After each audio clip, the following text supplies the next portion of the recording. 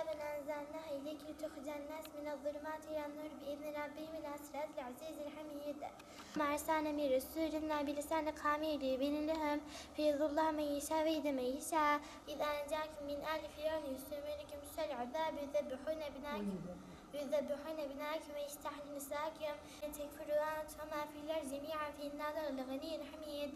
ألم يأتكم نبأ الذين من قبلكم قوم نوح وعاد وثمود والذين من بعدهم لا يعلمهم إلا الله فما كان نأتيكم سلطان إلا بإذن الله وعلى الله فليتوكل المؤمنون وما لنا ألا نتوكل على الله وقد هدانا سبلنا ونصبرنا على ما هديتمونا عليكم من سلطان إلا أن دعوتكم فاستجبتم لي فلا تلوموني ولوموا أنفسكم ما أنا بمصرخكم وما أنتم بمصرخي.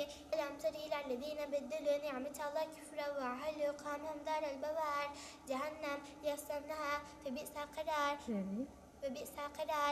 وسخر لكم الأنهار وسخر لكم الشمس والقمر دائبين وسخر لكم الليل والنهار وآتاكم من كل ما سألتموه وإن تعودوا نعمة الله لا تحصوها. إن ربي لسمع الدعاء ربي اجعلني مقيم الصلاة ومن ذريتي ربي تقبل دعاء الرسل أولم تكونوا أقسمتم من قبل ما لكم من زوال وسكنوا في مساكن الذين ظلموا أنفسهم وتبين لكم كيف فعلنا بهم وضربنا لكم الأمثال. Hümeyra kızımız birkaç ay öncesinde hafızlık eğitimini tamamladı. 11 ay süren bir eğitim sürecinden sonra hafızlığını pekiştirmeye başladı.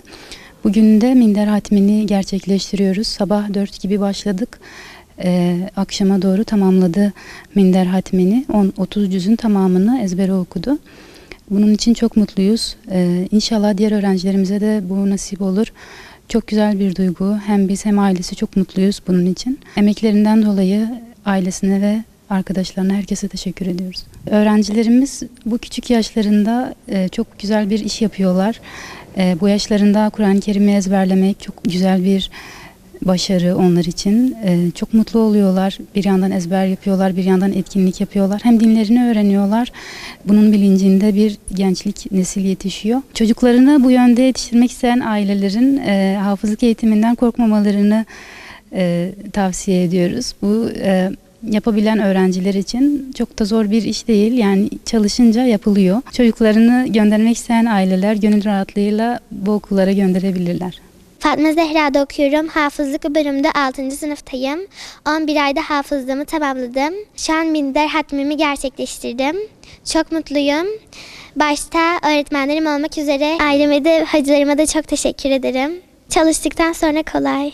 Kur'an okumak çok eğlenceli. Çalıştıktan sonra çok kolay oluyor. Herkese tavsiye ederim.